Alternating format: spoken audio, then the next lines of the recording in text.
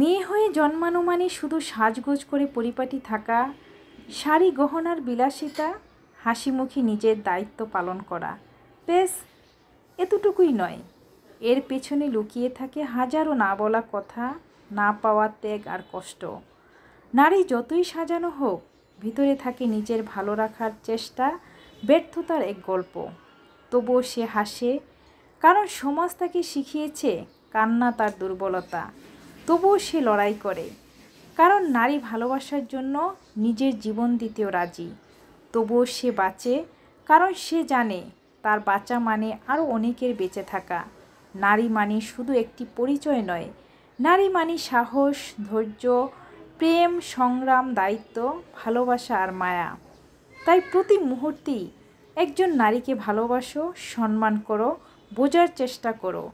নিজে নারী হলে অপর নারীকে সম্মান করো, কারণ কোনো না কোনো নারী, সে তোমার মা, তোমার বোন, তোমার সহধর্মিণী বা তোমার সন্তান। হ্যালো ভিউয়ার্স, আসসালামু আলাইকুম। আশা করি সবাই ভালো আছেন। আলহামদুলিল্লাহ, আমিও ভালো আছি। সবাইকে হাম্বা মোবারক। দেখতেই পাচ্ছেন কোথায় চলে আসছি। আমি একজন নারী, আমি ইচ্ছে করলেই সব করতে জানি, সব করতে পারি। তাই আমি চেষ্টা করি জীবনের প্রতিটা কাজে যেন আমি নিজেকে ব্যবহার করতে পারি, প্রতিটা কাজে যেন নিজের সফলতা অর্জন করতে পারি। তাই বলে কি আমার স্বামী কিছু করে না বা আমার হাজব্যান্ড কিছু করে না? অবশ্যই করে। আপনাদের ভাইয়া সবসময় আমার পিছনে থাকে, ছায়া হয়ে, ডাল হয়ে। তাকে সাথে নিয়ে আমি সব জায়গায় চলতে পছন্দ করি। আজকেও চলে আসছি তাকে নিয়ে। কোথায় বলেন তো? গরুর হাটে নয়, এটা হলো ছাগলের হাটে। প্রতি বছর হয়তো গরুটা সে কিনে, তার সাথে আরও কিছু শরিক থাকে, তাদেরকে নিয়ে গরু কিনা হয়, কিন্তু খাসিটা সে আমাকে নিয়ে কিনে। এবং আলহামদুলিল্লাহ, আমি খুব ভালো খাসি চিনি এবং পছন্দ করে তার পছন্দের সেই সেরা জিনিসটা আমি কিনতে পারি। আলহামদুলিল্লাহ, কুরবানি দেওয়ার জন্য 2টা খাসি কিনেছি। কেমন হয়েছে আমার খাসিগুলো অবশ্যই কমেন্ট করে জানাবেন।